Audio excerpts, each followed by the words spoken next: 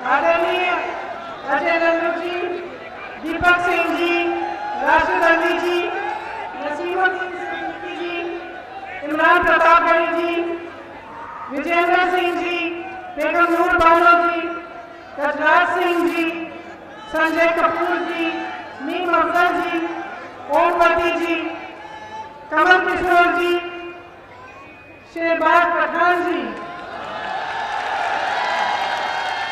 और तमाम उपस्थित नेतागण, Congress party, youth Congress, NSUI, महिला कांग्रेस और सेवा दल के जितने भी साथी यहाँ उपस्थित हैं, आप सबका बहुत बहुत स्वागत।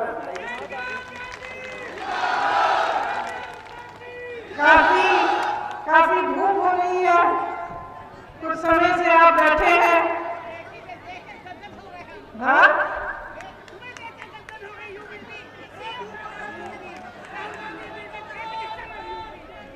आपने खूब भाषण सुने होंगे, आज शायरी भी सुनी। मैंने सोचा मैं कुछ बातें करूं आपसे। भाषण देने नहीं आई हूं, आपसे बातचीत करने आई हूं, क्योंकि मेरी समझ में नेता और जनता के बीच में एक बहुत खास रिश्ता होता है। आप हमें बनाते हैं, हम मंच पे खड़े होते हैं तो खड़े करने वाले आप हैं। आपके और हमारे बीच में भरोसे का रिश्ता होता है। वो जो भरोसा होता है, उसी के बल पर आप एक नेता को आगे बढ़ाते हैं, क्योंकि आप सोचते हैं, आपको एहसास होता है कि वो आपके पक्ष में बोलेगा, आपकी समस्याओं के बारे में, जो समस्या है उसकी सुनवाई होगी, आपके पास आएगा, दुख में आएगा, दर्द में आएगा, खुशी में आएगा, और आपका प्रतिनिधित्व वो नेता करेगा। तो कभी कभी मन में आता है कि आज के प्रधानमंत्री जी नरेंद्र मोदी जी को दो बार जनता ने क्यों जिताया। इसीलिए जिताया होगा कि मन में उम्मीद रही होगी, कुछ भरोसा रहा होगा उनमें कि वो आपके लिए काम करेंगे। आपके सामने आए, पहला चुनाव हुआ, बड़ी बड़ी बातें हुई, करोड़ों रोजगार की बातें हुई, आपको आगे बढ़ाने की बात हुई, छोटे व्यापारी को आगे बढ़ाने की बात हुई, तमाम निर्णय लिए गए। उसके बाद अगला चुनाव आया। अगले चुनाव में जहां जहां गए, मोदी जी ने किसानों की बात की, बेरोजगारी की बात की कि उसे दूर करेंगे। आपको कहा कि आपकी आय दुगनी करेंगे, आप दुगना कराएंगे, ऐसी ऐसी नीतियां लाएंगे जिससे खुशहाली बढ़ेगी। लेकिन क्या हुआ? असलियत तो ये है कि उनके राज में ऐसा कुछ नहीं हुआ। आप बताइए, क्या आपकी कमाई दुगनी हुई है? क्या गन्ने का दाम 2017 से बढ़ा है? आप सब गन्ने के किसान हैं। आज भी जो निर्णय लिया है सरकार ने, क्या गन्ने का दाम बढ़ाया है इन्होंने? आपका बकाया कितना है? आपको मालूम होगा कि यूपी के किसानों का, गन्ने किसानों का 10,000 करोड़ रुपया बकाया है, और अगर पूरे देश भर के गन्ने का बकाया देखा जाए तो 15,000 करोड़ का है। अब आप सोच सकते हैं कि ऐसे प्रधानमंत्री हैं कि आपका बकाया आज तक पूरा नहीं किया, लेकिन अपने लिए दुनिया में भ्रमण करने के लिए इन्होंने 2 हवाई जहाज खरीदे हैं। 2 हवाई जहाजों की कीमत आप जानते हैं क्या है? कितनी है कीमत? इन 2 हवाई जहाजों की कीमत 16,000 करोड़ रुपए है। एक हवाई जहाज है 8,000 रुपए का, करोड़ रुपए का। दूसरा हवाई जहाज 8,000 करोड़ रुपए का। कुल मिलाकर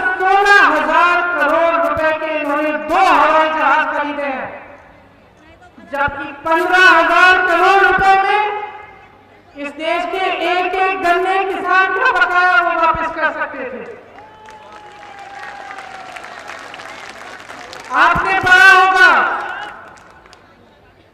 कि दिल्ली में संसद भवन जो है उसके सुंदरीकरण के लिए बहुत बड़ी योजना बनी है। कितने रुपए की योजना है? 20,000 करोड़ रुपए की वो योजना है। जबकि वो संसद भवन दुनिया में मशहूर है। वो इंडिया गेट को देखने के लिए दुनिया भर से लोग आते हैं। उसके सुंदरीकरण के लिए 20,000 करोड़ रुपए उपलब्ध है, लेकिन इस देश के किसान के बकाये के लिए 15,000 करोड़ उपलब्ध नहीं है। यही इस सरकार की नीयत है। जो भरोसा आपने किया था वो भरोसा टूट चुका है। एक शायर ने कहा था, भगवान का सौदा करता है, इंसान की कीमत क्या जाने। जो गन्ने की कीमत दे न सका वो जान की कीमत क्या जाने।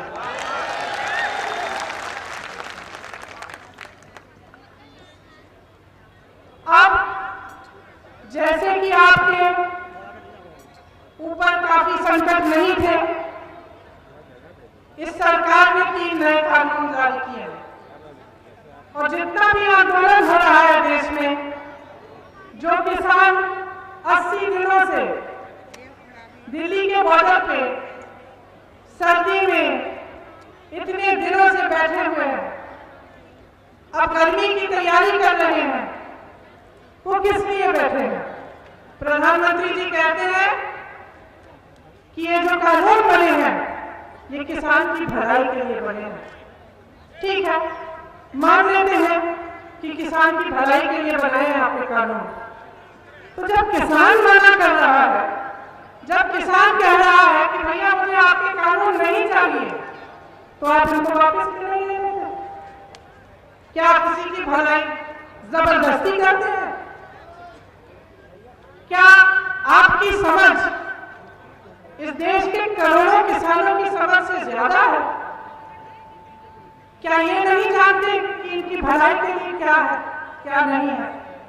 फिर सरकार कहती है शायद समझ नहीं पाए हैं कि कानून क्या है। इसलिए मैंने सोचा आज मैं यहाँ आई हूँ, आपको बता देती हूँ कि ये 3 कानून क्या है। देखिए, 1955 में पंडित जवाहरलाल नेहरू ने जमाखोरी के खिलाफ कानून बनाया था, क्योंकि जमाखोरी के चलते किसान पिस रहा है। आज जो पहला कानून बना है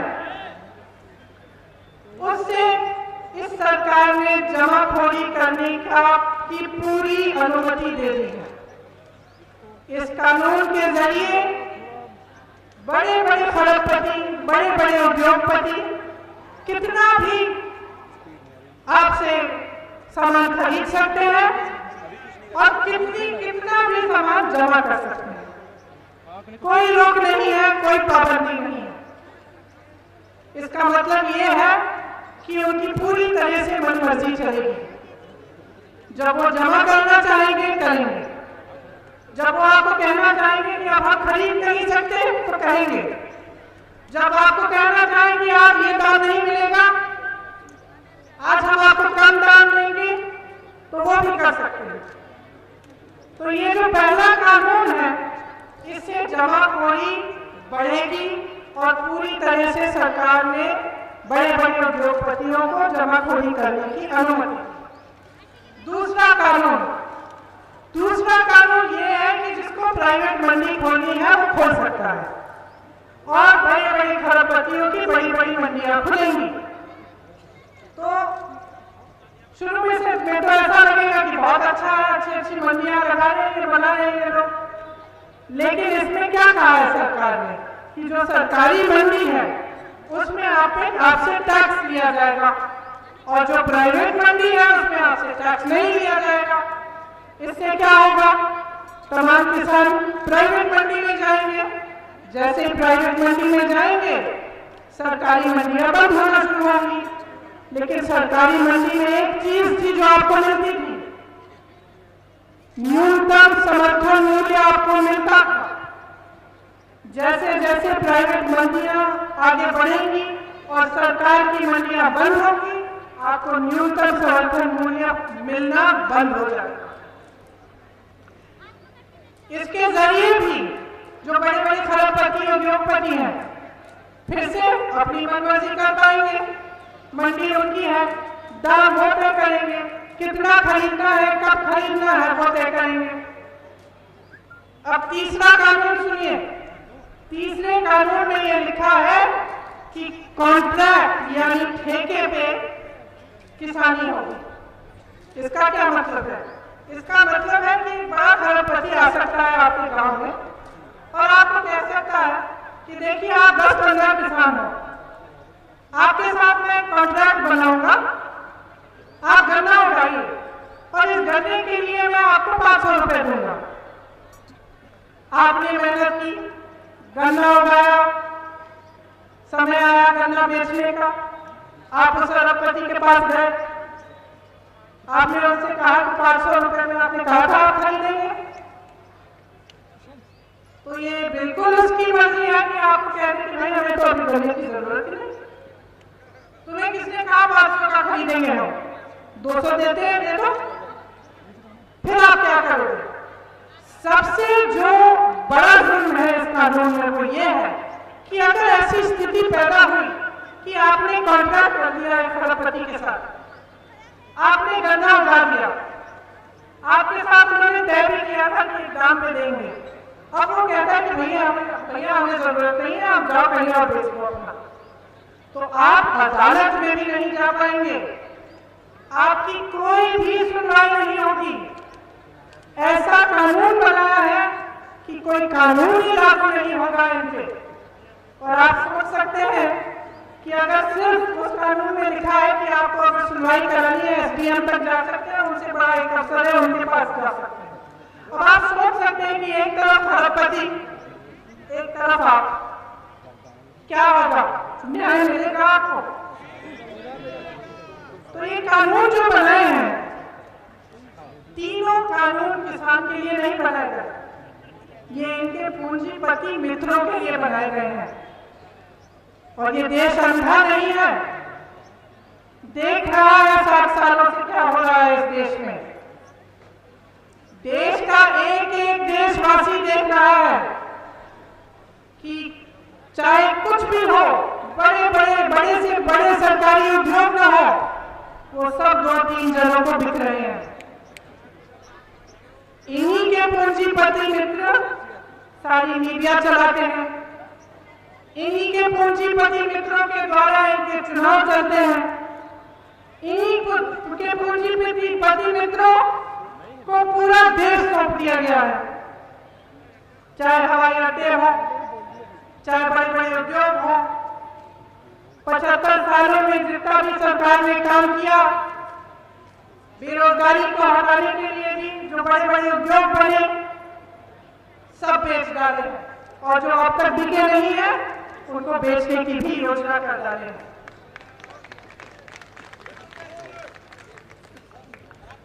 तो आप सोच सकते हैं कि ऐसी सरकार आपके लिए क्या करेगी।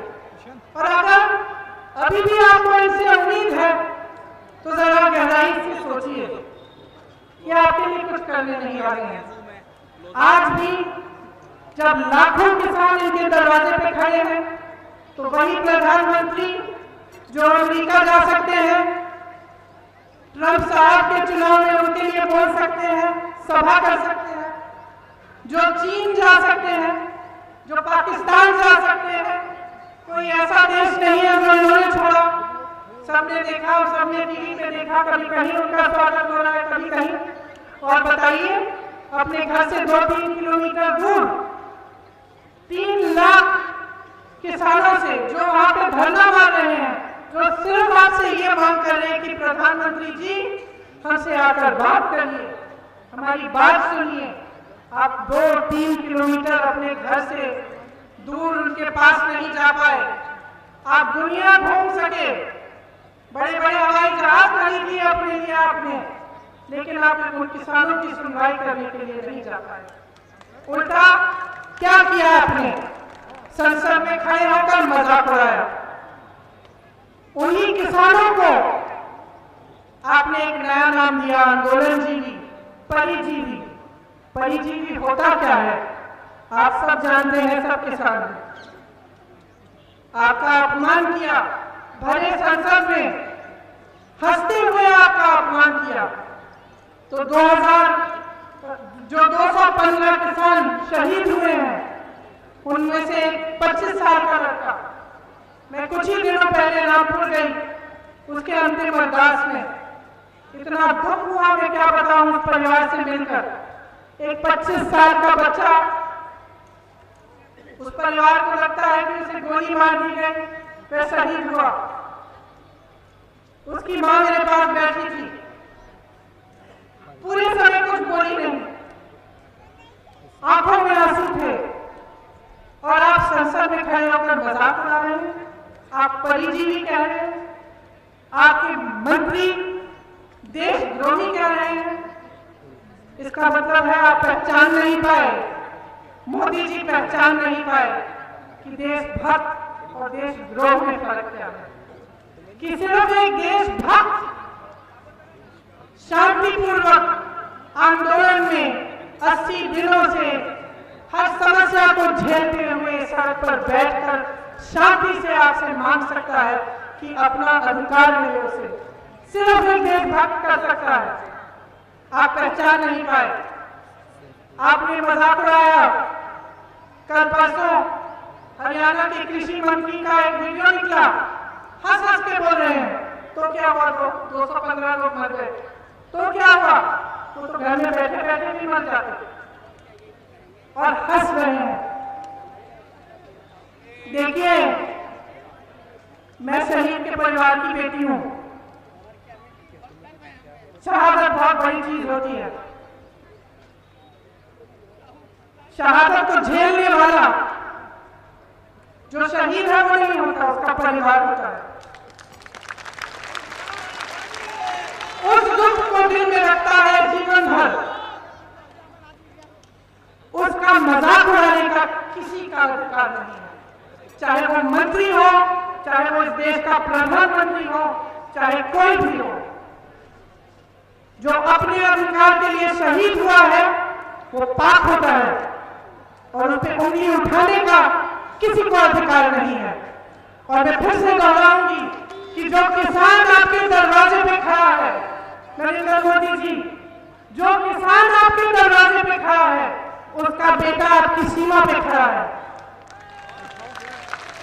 जिस किसान का अपमान कर रहे हैं, उसका बेटा आपकी सीमा पे आपकी सुरक्षा कर रहा है। आपके अंगरक्षक उसी किसान के बेटे हैं। अपमान करने का कोई हक नहीं है आपको। और मैं ये कहना चाहती हूं कि ये जो कानून बन रहे हैं, जिससे इस देश का किसान, इस देश का गरीब संकट में है, रो रहा है, अपना अधिकार मांग रहा है, उसे आप वापस लीजिए। इन कानूनों को रद्द कीजिए। जिन्होंने आपको सत्ता दी है उनका आदर कीजिए। जिन्होंने आपको सत्ता दी है उनको अपमानित मत कीजिए। देखिए, जिसको सत्ता मिल जाती है, दो तरह के नेता होते हैं। कुछ ऐसे नेता होते हैं जिनको बहुत अहंकार हो जाता है, वो भूल जाते हैं कि सत्ता देने वाला कौन है। इस देश के इतिहास में बार बार हुआ है कि ऐसा नेता जब अहंकार में आ जाता है तो देशवासी उसको सबक सिखाते हैं।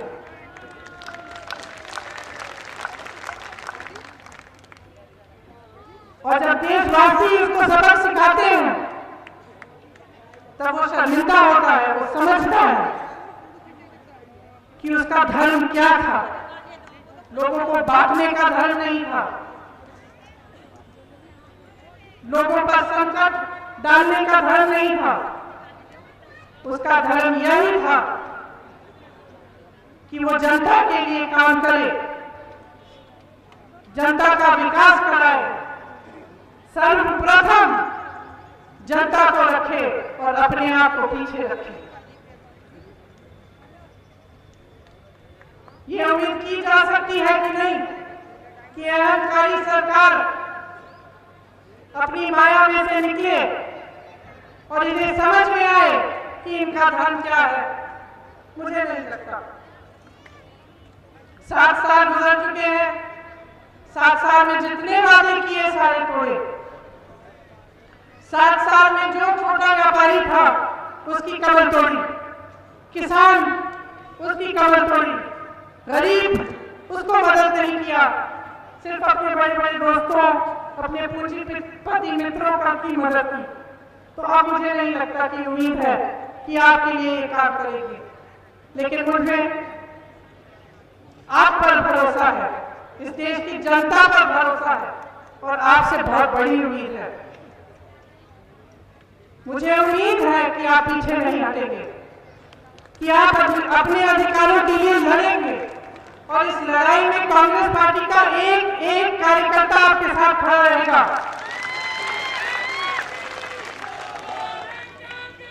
इस लड़ाई में हम आपके साथ हैं। मेरे भाई राहुल गांधी जी आपके साथ हैं, जिन्होंने संसद में किसानों की बात की, जिन्होंने संसद में कहा कि 2 मिनट मौन आप किसान के लिए रखिए जो शहीद हुआ है। और जितने भी सरकारी नेता थे, जो सरकार के नेता थे, सब अपनी जगह बैठे रहे, मजाक उड़ाते रहे, लेकिन विपक्ष का एक एक सांसद खड़ा हुआ और 2 मिनट का मौन उन्होंने रखा। राहुल गांधी आपके साथ है, कांग्रेस पार्टी का एक एक नेता आपके साथ है, एक एक कार्यकर्ता आपके साथ है। और मैं आपको आज यहाँ ये कहने आई हूँ कि मैं आपका साथ नहीं छोड़ूंगी। जब जब आप संकट में होंगे मैं आपके पास आऊंगी। और मेरी जान, मेरा धर्म आप है। बहुत बहुत धन्यवाद। मैं आप सबसे आग्रह करूंगी कि जो 215 किसान आंदोलन में शहीद हुए हैं, उनके लिए हम 2 मिनट का मौन रखें। धन्यवाद।